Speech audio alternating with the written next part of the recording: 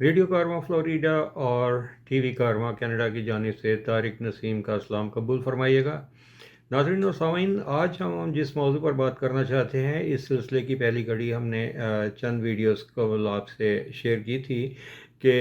پاکستان میں مذہبی جذبات کو کس طرح سے بھڑکا کر مجموعوں کو قابو میں کیا جاتا ہے، اور کس طرح سے ایک جلسے یا جلوس میں مذہبی شدت پسند لائے جاتے ہیں۔ آج ہم اس کے بارے میں ایک اور آپ کو واقعہ سنانا چاہتے ہیں کہ کس طرح سے ہجوم کو یرغمال بنایا گیا اور انہیں کس طریقے سے قابو کر کے توڑ پھوڑ کی گئی۔ یہ 20 نومبر 1979 کا واقعہ ہے کہ جب خانہ کعبہ کے اوپر شدت پسندوں کا قبضہ ہوا۔ پیشتر اس کے کہ میں لاہور اور اسلام آباد میں ہونے والے واقعات کی جانب جاؤں اور اس کے محرکات پر بات کروں، میں یہ آپ کو یاد دلانا چاہتا ہوں کہ وہاں پر جو ایک مفتی عبدالعزیز بن باز جو مفتی اعظم بعد میں مقرر ہوئے، وہ بڑے شدت پسند قسم کے صاحب تھے، اور انہیں گرینڈ مفتی کا عہدہ بھی دیا گیا۔ وہ شاہ فیصل مرحوم کی پالیسی سے اتفاق نہیں کرتے تھے، اور وہ یہ چاہتے تھے کہ سلفی اسلام کا سعودی عرب میں بول بالا ہو، اور وہاں پر کچھ اس قسم کا نظام آ جائے کہ جس کو بڑا دنیا سے الگ تھلگ ایک یونیک قسم کا ایسا اسلام ہو کہ جس میں بہت زیادہ سختی ہو، مخلوط اجتماعات، ایون ایک فیملی میں بھی جو زنانہ اور مردانہ علیحدہ علیحدہ مجلس، یعنی جس کو ہم ڈرائنگ روم کہتے ہیں، وہ بنانے شروع ہو گئے اس زمانے کے بعد سے۔ تو مفتی صاحب یہ وہی نابینا مفتی تھے کہ جن کا یہ دعویٰ تھا کہ انسان چاند پر نہیں گیا اور دنیا گول بھی نہیں ہے، چپٹی ہے۔ ان مفتی بن باز صاحب کے خطبات سن کر بہت سے جو وہاں پر نوجوان تھے وہ بڑے جذبات میں آئے، اور ان کے جذبات کو بھڑکانے میں مفتی صاحب نے بڑا کردار ادا کیا تھا، اور اس کا نتیجہ یہ ہوا کہ بعض شدت پسند ایک طرف سے جو ساؤتھ سے اور نجد سے وہ ان کے جذبات حکومت کے خلاف بھڑکائے جانے لگے۔ تو ایک جہان العتیبی نام مجھے یاد پڑتا ہے اس کا، وہ تھا نوجوان، اس نے بہت سے لوگوں کو اکٹھا کیا، شدت پسندی کے اوپر مائل کیا، اور یہ لوگ کچھ منصوبہ بندی ابھی کر رہے تھے کہ 1978 میں سعودی حکومت نے انہیں گرفتار کر لیا۔ انہیں جیل میں رکھا گیا اور ان کا سافٹ ویئر اپ ڈیٹ کرنے کی کوشش کی گئی، لیکن بات نہ بنی، اور نتیجہ بالآخر یہ ہوا کہ 20 نومبر 1979 کو انہوں نے صبح فجر کی نماز کے موقع پر ایک نقلی جنازہ اس طرح سے بنایا کہ جس میں جنازے پر مردے کی بجائے انہوں نے وہاں جدید ترین اسلحہ جو ہے وہ لادا ہوا تھا، اور وہ دو جنازے رکھ کے، تو ان کے ساتھ 500 اس طرح کے مسلح افراد تھے کہ جن کا یہ خیال تھا کہ اب ہم سعودی عرب میں اپنی مرضی کا اسلام نافذ کر لیں گے اور خانہ کعبہ پر قبضہ کر لیں گے۔ اور یہی ہوا، وہ ان 500 شدت پسندوں نے خانہ کعبہ کے تمام دروازے بند کر دیے، اور 1 لاکھ سے زیادہ جو نمازی وہاں پر موجود تھے انہیں یرغمال بنا لیا گیا۔ اس وقت وہاں پولیس نے کچھ کوشش کی، لیکن خانہ کعبہ کے جو حرم شریف کے جو دروازے تھے وہ بند تھے، اور وہ اندر جانے سے قاصر تھے۔ سعودی حکومت نے بہت کوشش کی کہ کسی طریقے سے ان شدت پسندوں پر قابو پایا جائے، انہوں نے اپنی فوج بھی بلائی، لیکن وہ اندر ہی داخل نہیں ہو سکتے تھے۔ اس سلسلے میں کافی خون خرابہ بھی ہوا، لیکن اور میں یہاں آپ کو بتاتا چلوں کہ اس قبضے کی کوشش میں 1000 سے زائد لوگ جو ہے وہ حرم شریف کے اندر ان کو گولی ماری گئی یا وہ ہلاک ہو گئے۔ اور یہ واقعہ ایسا تھا کہ جسے سن کر عالم اسلام میں تمام امت مسلمہ کے دل خون کے آنسو رونے لگا، اور وہ یہ جلد از جلد چاہتے تھے کہ اس کو چھڑوا لیا جائے۔ پاکستان میں جس روز یہ واقعہ ہوا 20 نومبر 1979 کو، تو کسی بھی مذہبی جماعت کو اس کا علم نہیں تھا، کیونکہ خبروں کا جو وہاں سے اجرا تھا سعودی حکومت کے ایک حکم پر، وہاں پہ منقطع کر دیا گیا کہ وہاں سے کوئی خبر باہر نہیں جائے گی، لیکن کسی طریقے سے خبر ادھر ادھر سے ٹیلی فونز کے ذریعے سے وہ لیک ہونی شروع ہوئی. اور مجھے اس طرح سے یاد پڑتا ہے کہ ہمارے نوائے وقت میں نیوز روم کے لوگ بعد میں آتے تھے، سب سے پہلے وہاں پر رپورٹر پہنچا کرتے تھے، کیونکہ ہماری 9 بجے کے قریب ڈپٹی ایڈیٹر ان چیف جو اس وقت عارف نظامی صاحب تھے، ان کے ساتھ روزمرہ کے اور گزشتہ روز کے خبروں پر تبصرے ہوتے اور اس کے بارے میں ہم ایک کچھ معاملات طے کرتے اور آگے بڑھا کرتے تھے. میں اس روز رپورٹنگ روم میں سب سے پہلے پہنچنے والے رپورٹر تھا، اور تقریباً 8:30 یا 8:45 کے قریب میں وہاں پہنچا. تو وہاں پر ایک معروف عالم دین جن کا تعلق جمعیت اہل حدیث سے تھا، وہ وہاں پر موجود، بڑے پریشانی کے ہاتھ میں مٹھیاں بھیج کر وہ آتے ہی انہوں نے مجھے ایک دم سے میرے شانوں سے پکڑا اور انہوں نے کہا کہ مجھے یاد پڑتا ہے کہ ان کے الفاظ یہ تھے کہ حرم پاک پر قبضہ ہو گیا. یہ میرے بھی علم نہیں تھا، کیونکہ خبریں جو ہیں وہ تو ہمیں ٹیلی پرنٹر پر آیا کرتی تھیں، کیونکہ ٹیلی پرنٹر جو اس وقت نیوز روم میں ہوا کرتے تھے، اور میں تو ابھی وہاں قدم رکھا ہی تھا کہ یہ سب سے پہلے انہوں نے بم میرے اوپر گرایا. میں نے ان سے کہا کہ دیکھیں، میں تو ابھی پہنچا ہوں اور کسی خبر کا مجھے کچھ علم نہیں ہے، آپ تشریف رکھیں، تھوڑی دیر میں سارا معاملہ صاف ہو جائے گا. اتنی دیر میں جو دوسرے لوگ تھے وہ بھی آئے اور ٹی وی آن کیا، کسی طریقے سے یہ خبر جو ہے اس کی تصدیق ہو گئی، اور ہماری میٹنگ جو ہے وہ ایک ایمرجنسی میٹنگ میں بدل گئی، اور یہ اسٹریٹجی طے کی جانے لگی کہ اب ہمیں احساس تھا کہ اب شہر میں ہنگامے پھوٹیں گے اور کیا ہوگا. میں آپ کو یہ بعد میں بتاتا ہوں کہ شہر میں کیا ہوا اور اس روز کس طرح سے ہماری ڈیوٹیاں لگائیں اور ہم نے کیا فیس کیا. لیکن اس سے پہلے میں آپ کو پھر واپس مکہ مکرمہ لیے چلتا ہوں، کہ جہاں حرم پاک پر قبضہ کرنے والے لوگ جو ہیں وہ وہاں جو بھی ذرا مزاحمت کرتا اس کو گولی مار دیتے تھے. اور ان لوگوں نے وہاں کے جو مینار تھے مسجد الحرام کے، ان کے اوپر چڑھ کر وہاں سے پوزیشنیں سنبھال لی تھیں، تاکہ اگر کوئی اندر داخل ہونے کی کوشش کی جائے تو وہ اوپر سے فائر کر کے تو اس کو بڑھا دیتے تھے. سعودی حکومت کی نااہلی یہ تھی کہ انہوں نے اس وقت اس بغاوت کو فرد کرنے کے لیے فرانسیسی حکومت سے درخواست کی کہ آپ اپنے کمانڈوز بھیجیں. وہ ایک جہاز وہاں سے کمانڈوز کا بھر کر آیا، اور وہ وہاں لے جا کر جو سعودیہ کی ان ٹرینڈ فوج تھی اس وقت، ان کو تربیت دینی شروع کی، اور ان کے کمانڈوز کو بتانے لگے کہ آپ ادھر سے جائیں، ادھر سے جائیے گا. نقشے ان کے سامنے تھے. یہ فرانسیسی کمانڈوز چونکہ اس وقت یہ واضح ہو چکا تھا کہ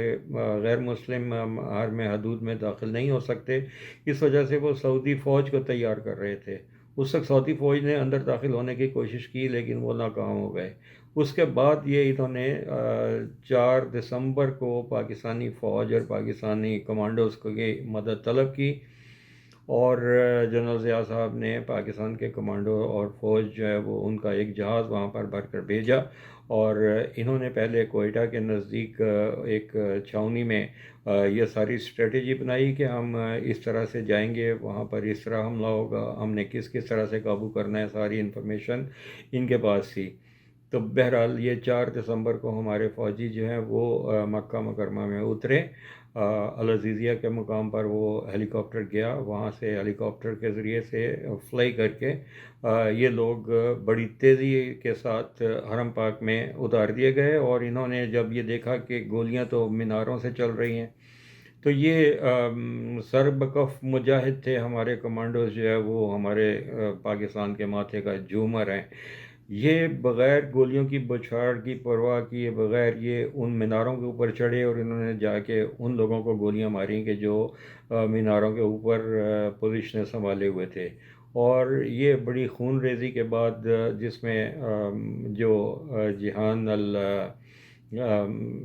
العتیبی جو ان کا سرغنہ تھا اس کو گرفتار کیا گیا. یہ 500 شر پسندوں میں سے تقریباً 67 کے قریب زندہ بچے تھے، وہ گرفتار کر لیے گئے. اور انہوں نے، یہ لوگ اپنی فیملیز کے ساتھ آئے ہوئے تھے، یعنی اتنے کفن پوش یہ لوگ تھے کہ یہ اپنی فیملی، عورتوں اور بچوں کو بھی ساتھ لے کر آئے ہوئے تھے، جو مسجد الحرام کے تہہ خانوں میں جنہوں نے پناہ لی ہوئی تھی. اور یہ لوگ وہاں سے باہر نکلنے کے لیے تیار نہیں تھے. یہ بعد میں مجھے آرمی کے ان لوگوں سے میری ملاقات میں یہ ساری اسٹریٹجی کا علم ہوا کہ جو لوگ واپس آئے تھے، میں نے ان سے انٹرویو بھی کیے تھے. انہوں نے بتایا کہ جس وقت ہم نے اوپر کے محاذ پر قابو پا لیا تو اب مسئلہ یہ تھا کہ ان کے جو بہنوئی گہتانی صاحب تھے، محمد الگہتانی، جس کو امام مہدی انہوں نے ڈکلیئر کر دیا تھا کہ یہ امام مہدی ہیں اور اب ان کے ہاتھوں پر بیعت کی جائے گی، وہ گہتانی صاحب یعنی جعلی امام مہدی بھی وہاں کسی نیچے تہہ خانے میں چھپے ہوئے تھے اور باہر آنے کا نام نہیں لے رہے تھے۔ تو انہوں نے جس وقت یہ اسٹریٹجی بنائی پاک فوج نے کہ ان کو نکالنے کے لیے کیا راستہ اختیار کیا جائے گا، تو اس وقت تک پتہ نہیں چل رہا تھا کہ کتنے لوگ نیچے مسلح ہیں اور ان کو نکالا کیسے جائے گا۔ تو انہوں نے یہ کیا کہ سب سے پہلے وہاں تہہ خانوں میں پانی چھوڑنا شروع کیا، وہ تہہ خانے میں پانی بھرنا شروع ہوا تو وہ لوگ جو ہے وہ یہ سمجھنے لگے کہ اب ہم ڈوبیں گے، لیکن جب انہوں نے پانی روک دیا اور انہوں نے یہ سوچا کہ شاید ابھی باہر آ جائیں، اعلان کیا گیا، عربی میں اعلان کروایا گیا کہ آپ لوگ باہر آ جائیں، لیکن وہ باہر نکلنے کے تیار نہیں تھے۔ اس کے بعد پھر اس پانی میں کرنٹ چھوڑا گیا، وقفے وقفے کے ساتھ ہلکا کرنٹ چھوڑا گیا، جس سے گھبرا کر، کیونکہ انہیں معلوم تھا کہ نیچے بچے بھی ہیں جو چیخیں مار رہے تھے، یہ چاہتے تھے کہ وہ عورتیں اور بچے جو ہیں وہ محفوظ رہیں اور صرف باغی اور گرفتار کر لیے جائیں۔ تو جس وقت کرنٹ چھوڑا گیا تو وہ ان لوگوں کے حوصلے پست ہو گئے اور اعلان کیا گیا کہ جو ہاتھ کھڑے کر کے واپس اوپر آ جائے گا اس کی جان بخشی کر دی جائے گی، ورنہ تم سب لوگ مارے جائیں گے۔ چنانچہ انہوں نے یہ ہار مان لی، شکست تسلیم کرتے ہوئے وہ تہہ خانوں میں سے نکل آئے۔ عورتوں اور بچوں کو بھی گرفتار کر کے جیلوں میں بھجوایا گیا، کیونکہ وہ ان کے ساتھ تو آئے تھے بہرحال، اور جو ان کے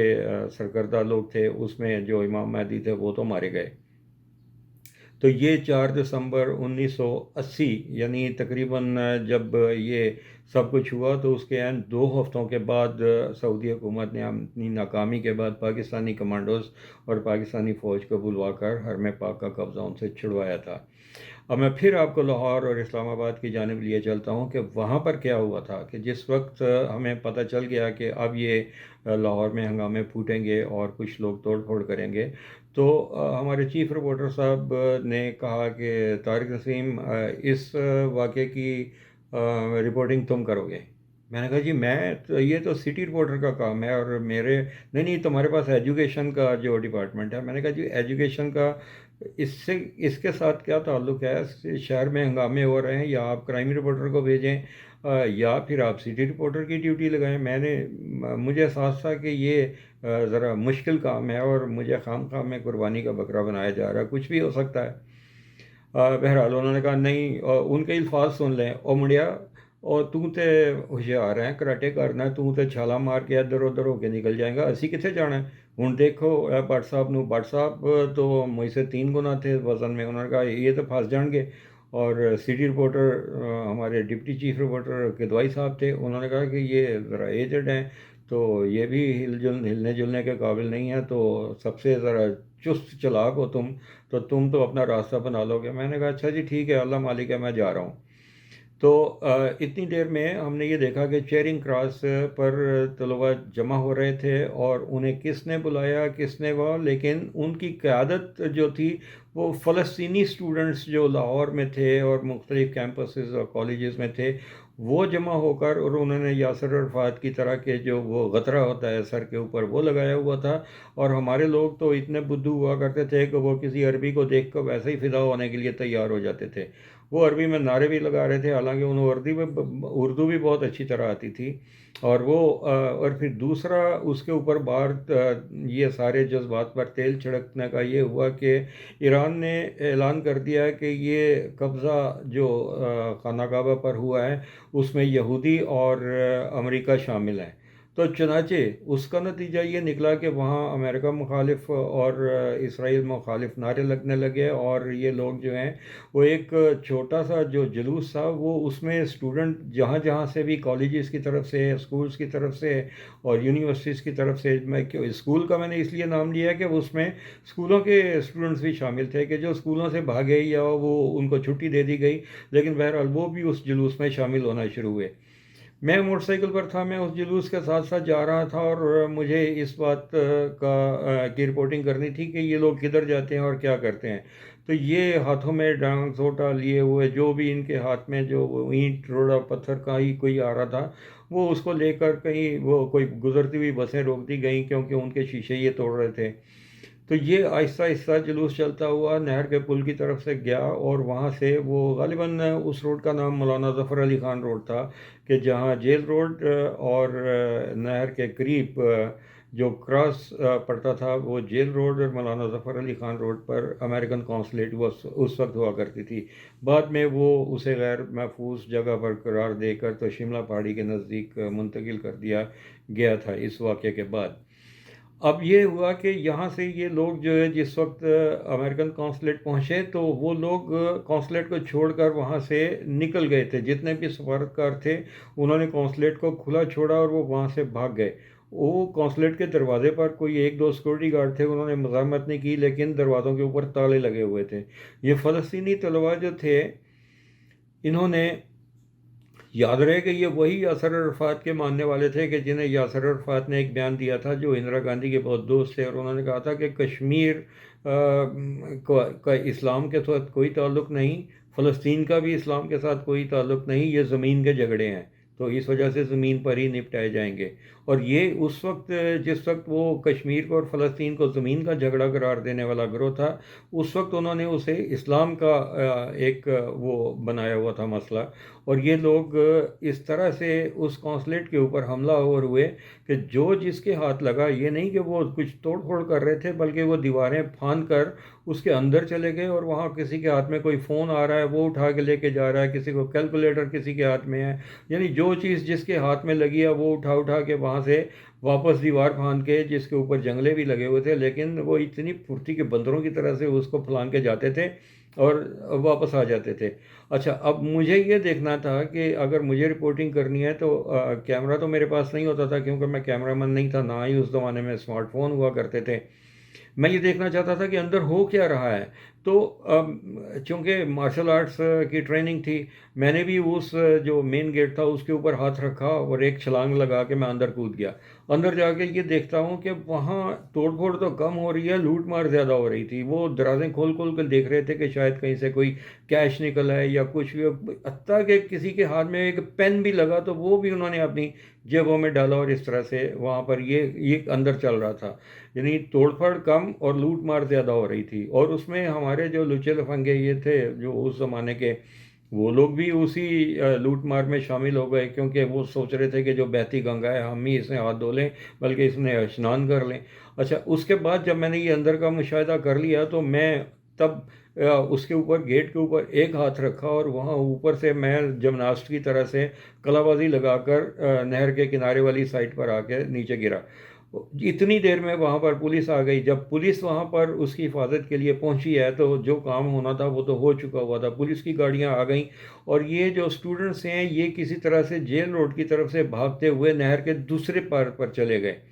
اب وہاں اس سے یہ ہوا کہ نہر کے دوسرے کنارے پر جب یہ لوگ گئے تو انہوں نے وہاں سے اینٹیں اٹھا کے پولیس کی طرف مارنی شروع کی، اور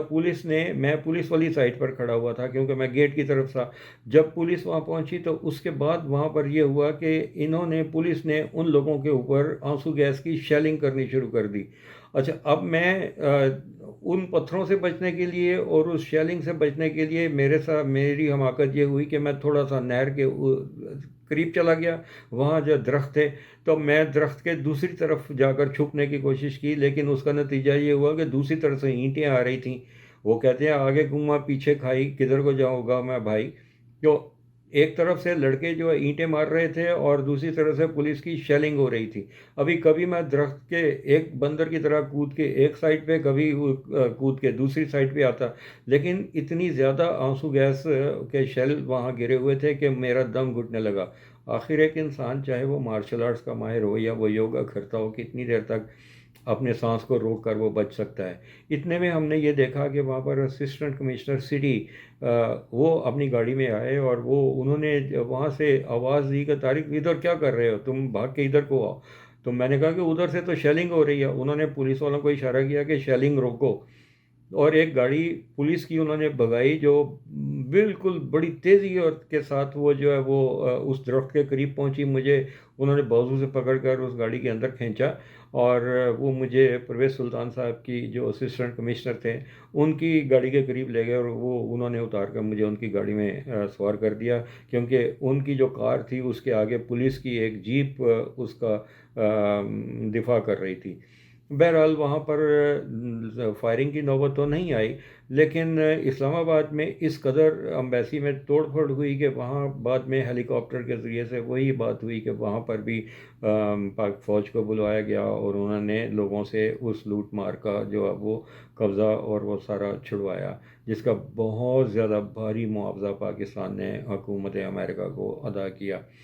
یہ میں آپ کو یہ بتانا چاہتا تھا کہ پاکستان میں مذہبی جذبات کو بھڑکا کر کس طرح سے لوگوں کو ساتھ ملا کر یہ لوٹ مار اور یہ سب کچھ ہوتا ہے، اور یہی آپ یہ دیکھیں کہ دھرنوں میں اور یہ اسلام کا نام لے کر کبھی شوکت اسلام، کبھی یہ یہودی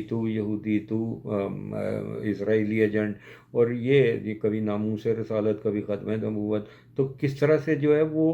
ایک سب ساتھ ساتھ چلتا ہے، اور لوگوں کے جذبات بھڑکا کر یہ سب لوٹ مار ہوتی ہے، آتش زنی ہوتی ہے، لوگوں کی املاک کو نقصان بھی پہنچایا جاتا ہے اور لوگوں کی جانیں بھی جاتی ہیں۔ یہ ایک واقعہ تھا کہ جو ویسے بہت بڑا تھا کیونکہ ہر شخص غصے میں تھا، لیکن یہ ہے کہ اس کے وہ یہ 20 نومبر کا واقعہ تھا، اس کے بعد جب لوگوں کے جذبات ٹھنڈے کرنے کی کوشش کی گئی کسی طرح سے، اور پھر 4 دسمبر کو پاک فوج نے جا کر اس کا قبضہ چھڑوا لیا، اور پھر یہ ہوا کہ جو لوگ گرفتار ہوئے تھے وہاں، عورتوں بچوں کو تو کافی عرصہ تک جیل میں رکھا گیا۔ میں پھر آپ کو مکہ مکرمہ کے بارے میں بتا رہا ہوں کہ کافی عرصہ وہ لوگ جیلوں میں رہے، اور لیکن جو گرفتار ہونے والے کے تقریباً 67 کے قریب تھے، کیونکہ ہزاروں لوگوں کا وہاں پر قتل بھی ہوا، اور وہ لوگ یا پھر وہ اس کاروائی میں جو پاک فوج نے بھی کی تھی، اس سے پہلے سعودی پولیس نے کی تھی، سعودی آرمی نے کی تھی، اس میں 1000 سے زیادہ لوگ اپنی جان سے ہاتھ دھو بیٹھے تھے، تو ان کے قتل کے الزام میں یہ جو امام مہدی تو اسی کاروائی میں مارا گیا تھا، جعلی امام مہدی جس کا نام القحطانی تھا، محمد القحطانی، وہ مارا جا چکا تھا، اور جو اس کا سرغنہ تھا، ان کو سب کو جو ہے وہ مکہ مکرمہ میں ایک دن بعد میں جو ہے وہ سزائے موت سنائی گئی، اور ان کے سر قلم کر دیے گئے۔ یہ سر قلم ہونے کے واقعات جب میں مکہ مکرمہ میں مقیم تھا تو میں نے کافی لوگوں کا سر قلم ہوتے ہوئے دیکھا۔ تو ناظرین و سامعین، یہ ایسا واقعہ تھا جو میں آپ کو یہ بتانا چاہ رہا تھا کہ وہ لوگ کہ جو اسلام سے کافی دور تھے، وہ اسلام کے نام پر جو ہے وہ لوگوں کو کس طرح سے اکسا کر لوٹ مار کے لیے لے گئے، اور وہ سب لوگ بھی لوٹ مار میں شامل ہوئے۔ تو یہ ہے ہمارا کلچر جس سے ہمیں عقل کا استعمال کرنا چاہیے۔ عقل بڑی کہ بھینس، ہم ان لوگوں کے پیچھے چل پڑتے ہیں کہ جن کا ان حالات و واقعات کے ساتھ تو قطعی کوئی تعلق ہی نہیں ہوتا۔ اس لیے اپنے جذبات کو قابو میں رکھتے ہوئے ہمیں حالات کا مشاہدہ کرنا چاہیے، اور یہ سوچنا چاہیے کہ ہم کس طرف کو جا رہے ہیں، کیا یہ جو کچھ ہمیں بتایا جا رہا ہے یہ سچ ہے، جھوٹ ہے، یا یہ افواہ ہے۔ جو بھی کچھ ہوا اس میں نہ تو کسی کا قصور تھا، وہ ان کا داخلی معاملہ تھا جس کو بحسن خوبی کسی طریقے سے پاک فوج نے اور ہمارے بہادر کمانڈرز نے نپٹا دیا، لیکن اس میں نہ امریکہ کا ہاتھ تھا، نہ کسی یہودی ایجنٹ کا کام تھا، یہ سب ان کا داخلی معاملہ تھا۔ تو آج تک کے لیے اتنا ہی۔ طارق نسیم کو اجازت دیجیے۔ اگر آپ کے اپنے کوئی جذبات ہوں، آپ اس بارے میں کچھ کہنا چاہیں تو کمنٹ سیکشن میں ضرور آپ کوئی میسج چھوڑیں، ہم اس کا جواب دیں گے۔ اور اگر آپ نے ابھی تک ہمارے چینل کو ٹی وی کارواں کو سبسکرائب نہیں کیا تو آپ اسے سبسکرائب کیجئے۔ ہم آپ کو بہت پرانی داستانیں بھی سناتے ہیں جو بالکل حقیقت پر مبنی ہوتی ہیں، اور حالات حاضرہ پر ہمارے تبصرے بھی اس میں شامل ہوا کرتے ہیں۔ آج تک کے لیے اتنا ہی۔ طارق نسیم کو اجازت دیجیے۔ ریڈیو کارواں اور ٹی وی کارواں کے ناظرین و سامعین کو ہماری طرف سے اللہ حافظ۔ پاکستان زندہ باد۔